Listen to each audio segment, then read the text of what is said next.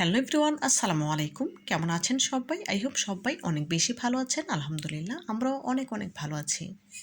আজ আপনাদের জন্য নতুন আরও একটি রেসিপি নিয়ে চলে এলাম। আজ শেয়ার করব গ্রাম বাংলার ঐতিহ্যবাহী খেজুর গুড়ের পাটিসাপটা পিঠা।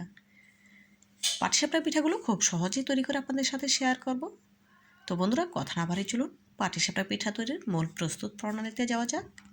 পাটিসাপটা পিঠার জন্য প্রথমে ব্যাটার তৈরি করে নিতে হবে। এখানে একটি মিক্সিং বলে নিয়ে নিচ্ছি মেজারমেন্ট কাপের 2 কাপ ভেজা আতপ চালের গুঁড়া। তার সাথে অ্যাড করে দেব 1 কাপ আটা, তবে আপনারা চাইলে ময়দা অ্যাড করতে পারেন।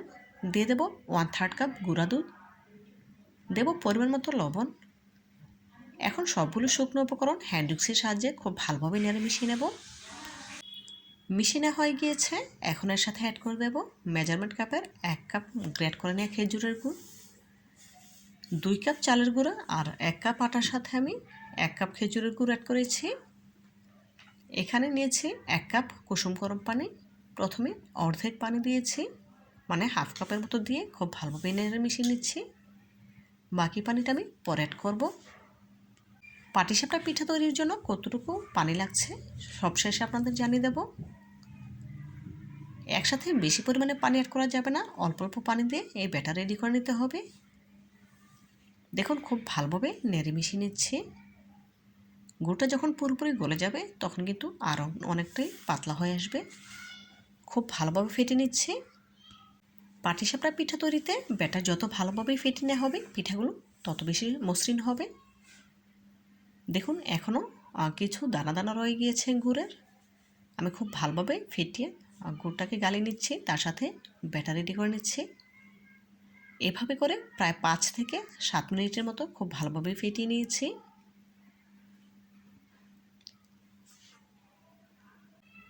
এই পর্যায়ে ব্যাটার ফেটিয়ে নেওয়া হয়ে গিয়েছে।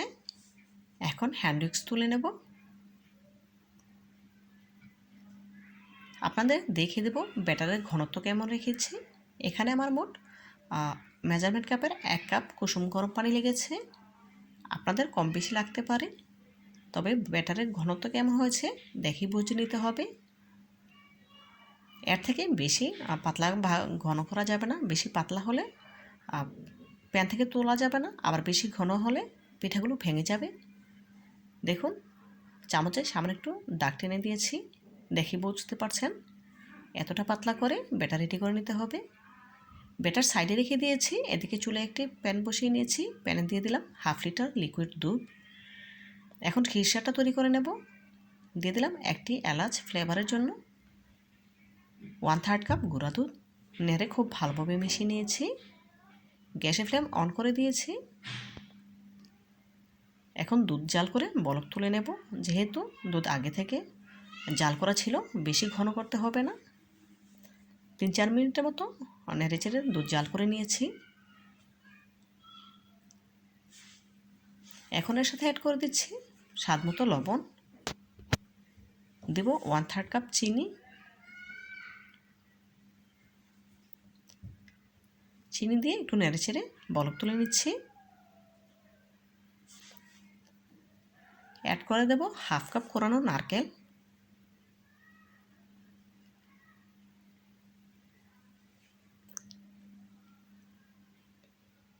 দেখুন নারকেল দিয়ে খুব ভালোভাবে নেড়ে নিয়েছি।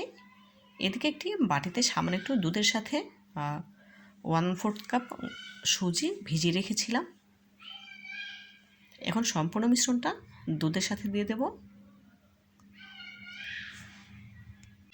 অনবরত নেড়ে চেড়ে খিরসাটা তৈরি করে নিতে হবে। যেহেতু এখানে সুজি অ্যাড করা হয়েছে, খুব সহজেই কিন্তু ঘন হয়ে আসবে। নাড়া কোনোভাবেই বন্ধ করা যাবে না। দেখুন এই পর্যায়ে খিরসাটা কিন্তু অনেকটাই ঘন হয়ে এসেছে, দেখে বুঝতে পারছেন। আমি কিন্তু কন্টিনিউয়াসলি নেড়ে চেড়ে যাচ্ছি। এই পর্যায়ে খিরসাটা কিন্তু অনেকটাই ঘন হয়েছে, দেখে বুঝতে পারছেন। এখানে আমি সুজি দিয়ে খিরসাটা তৈরি করছি, তবে আপনারা চাইলে চালের গুঁড়া দিয়েও করতে পারেন, কোনো অসুবিধা নেই।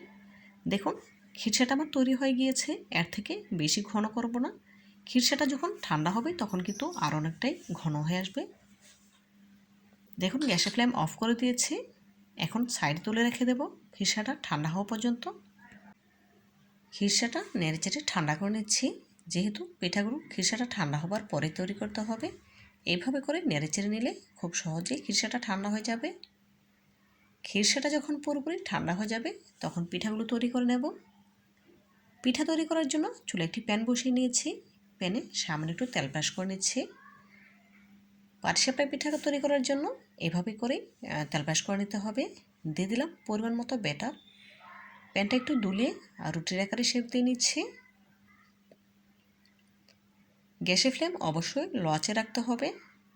কোনোভাবেই হাই হিটে করে বা মাঝারি আঁচে রেখে পিঠাগুলো তৈরি করা যাবে না, একদম লো আঁচে রেখেই পিঠাগুলো তৈরি করে নিতে হবে। দেখুন রুটির আকারে শেপ দিয়ে নিয়েছি। এখন একটি ঢাকা দিয়ে ঢেকে দেবো 1 মিনিটের জন্য। ফিরছি 1 মিনিট পর।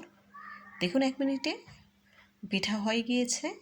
এখন যে আগে থেকে পুরটা আমি রেডি করে রেখেছিলাম সেখান থেকে পরিমাণ মতো পুর দিয়ে একটু লম্বাটে করে নিচ্ছি। দেখেই বুঝতে পারছেন কাজটি আমি কীভাবে করে নিয়েছি।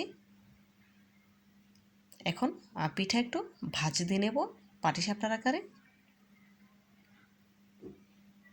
দেখেই বুঝে নিতে হবে কিভাবে করে পিঠাগুলো তৈরি করছি। এভাবে করে সামান্য একটু তেল ব্রাশ করে নিলে পিঠাগুলো আর প্যানে লেগে থাকবে না। দেখুন পিঠা তৈরি হয়ে গেল। আবারও সামান্য একটু তেল ব্রাশ করে নিচ্ছি। খুব বেশি পরিমাণে তেল দেওয়া যাবে না, একদম সামান্য পরিমাণ দিতে হবে। আবারও পরিমাণ মতো ব্যাটার দিয়ে প্যানটা তুলিয়ে দিচ্ছি। আমি একটু ছোটো সাইজের প্যানে পিঠাগুলো তৈরি করছি যাতে করে সবগুলো পিঠা একই সাইজের হয়, সেই জন্য।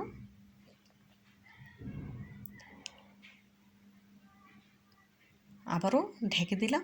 1 মিনিট পর ঢাকা তুলে নিচ্ছি।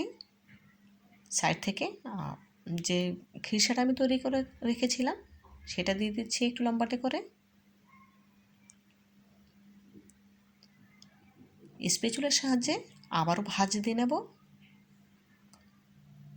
দেখুন খুব সহজেই কিন্তু প্যান থেকে পিঠাগুলো উঠে আসছে। আপনারা যদি আমার রেসিপিটি ফলো করে পিঠা তৈরি করেন তাহলে আপনারাও এভাবে করে পাটিসাপটা পিঠা তৈরি করতে পারবেন। আরও একটি পিঠা তৈরি হয়ে গেল। এভাবে করে একই প্রসেসে বাকি পিঠাগুলো তৈরি করে নেব। এক এক করে সবগুলো পাটিসাপটা পিঠা তৈরি করে নিচ্ছি। সবগুলো পাটিসাপটা পিঠা তৈরি হবার পর একটি সার্ভিং প্লেটে সার্ভ করে নিয়েছি। একটি পিঠা আপনাদের ভেঙে দেখাবো।